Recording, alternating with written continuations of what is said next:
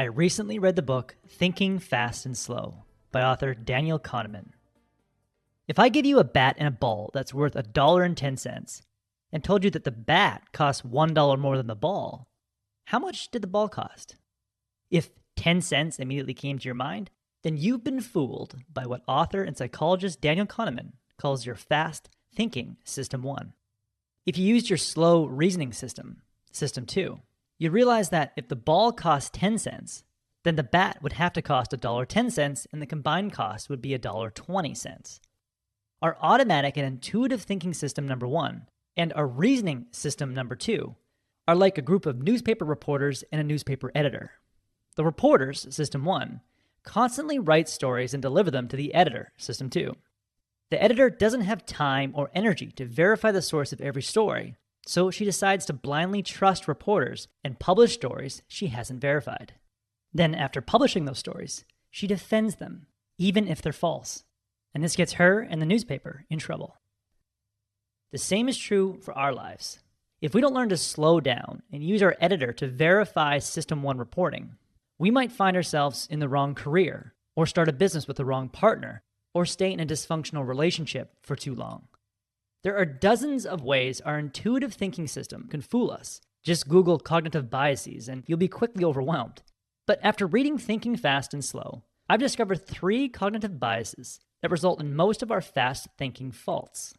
I've slightly modified these biases to fit the acronym FAST, F-S-T.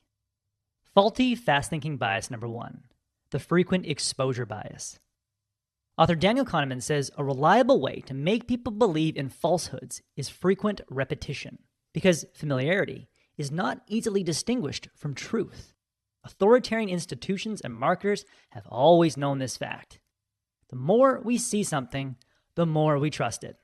That's why if we don't do our research before an election, we'll trust the candidate whose name we've heard or seen the most. When students at the University of Michigan were exposed to Turkish-sounding words like Kadırga and Sarısık in ad boxes on the front page of the school newspaper for several weeks, those students were more likely to rate the random words as meaning something good on a questionnaire later on. If you and I don't check for the frequent exposure bias, or what psychologists call the mere exposure effect, prior to making an important decision, then our preferences will be based on our environmental conditioning. To combat the frequent exposure bias and exercise our free will, we must pause before a major decision and ask ourselves, is this the best option or just the option I've been frequently exposed to? If I'm hiring a new employee and I prefer candidate A over candidate B, I may simply prefer candidate A because I spent more time with him. To make the best decision, I need to challenge my System 1 judgment and schedule more face-to-face time with the other candidate. When my wife and I bought a house, we made sure to spend equal amounts of time in the homes and the neighborhoods of each of our top 3 choices. If you don't want to fall prey to the frequent exposure bias, get in the habit of asking yourself, is this the best option or just the option I've been frequently exposed to? Faulty fast-thinking bias number 2, the status quo bias. Why do we stay in careers we don't like? Why do CEOs invest more money in failing projects? And why do most investors hold losing stocks for 11 months out of the year and only get the courage to sell those stocks in December to get a tax break? Well, there are 2 reasons: loss aversion and the endowment effect. After decades of research, Daniel Kahneman says losses loom larger than gains. In fact, his research shows that the average person will psychologically weigh a loss twice as much as a gain.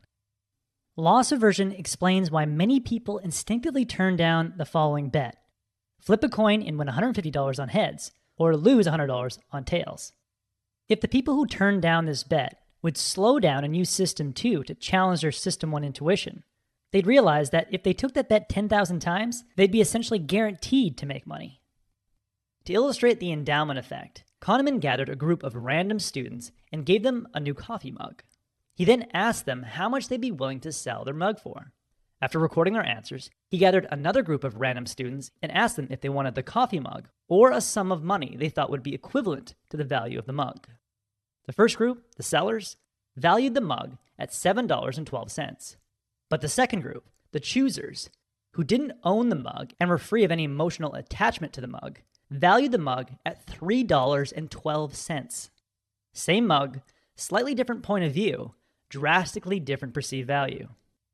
So if we instinctively overweigh losses, loss aversion, and overvalue what we own and invest in, the endowment effect, we will be trapped by the past and destined to maintain the status quo. To counteract the status quo bias, we must notice when our preference is to maintain the status quo and ask ourselves, what opportunities am I losing by maintaining the status quo?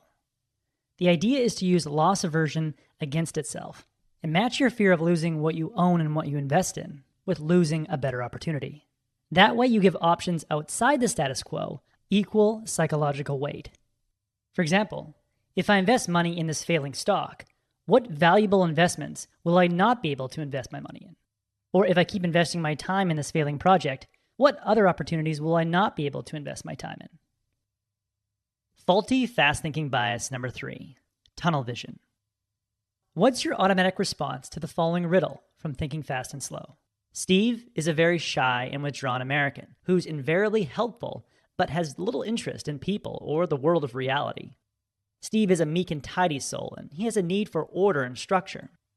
Is Steve more likely to be a librarian or a farmer? If librarian seemed like the obvious choice based on the limited information I gave you, then you've just been fooled by System 1 again. If you slow down and use System 2, you might realize that the probability of Steve being a librarian is very low. If you verified your fast, intuitive conclusion, you'd realize that there are substantially more farmers than librarians in the United States. In fact, there are roughly 20 times more male farmers than male librarians. Jumping to a conclusion about Steve is a hallmark feature of System 1. System 1 loves to use limited information to form quick judgments and then block out all conflicting information. I call this the tunnel vision bias. Author Daniel Kahneman calls it WYSIATI. What you see is all there is. Kahneman explains that System 1 sees 2 or 3 pieces of information and then infers and invents causes and intentions and then neglects ambiguity and suppresses doubt. This is why you can meet someone and assume you know what they're like based on their profession or what they look like, only to realize much later with much more information that your judgment was completely wrong. To counteract our natural tendency to form beliefs based on limited information, we need to get in the habit of asking ourselves, why might the opposite be true? When I'm given a project that's similar to a project I've done before and believe it'll be easy, I ask myself, why might the opposite be true? This question gets me to test old assumptions, be prepared for new challenges ahead, and prevent me from underestimating a project and misleading other people. Regardless of the situation, asking why might the opposite be true widens our lens and helps us identify helpful information we've been subconsciously ignoring.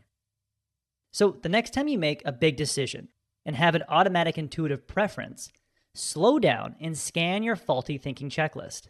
Ask yourself, is this the best option or just the option I've been frequently exposed to? Is this the best option or am I adverse to loss and falling for the status quo bias? And is this the best option or am I suffering from tunnel vision and need to explore other possibilities? As Daniel Kahneman says, maintaining one's vigilance against biases is a chore, but the chance to avoid a costly mistake is sometimes worth the effort. That was the core message that I gathered from Thinking Fast and Slow by Daniel Kahneman. This book will help you make better decisions and think clearly. I highly recommend it. If you would like a one-page PDF summary of insights that I gathered from this book, just click the link below and I'd be happy to email it to you. If you already subscribe to the free Productivity Game email newsletter, this PDF is sitting in your inbox. If you like this video, please share it. And as always, thanks for watching and have yourself a productive week.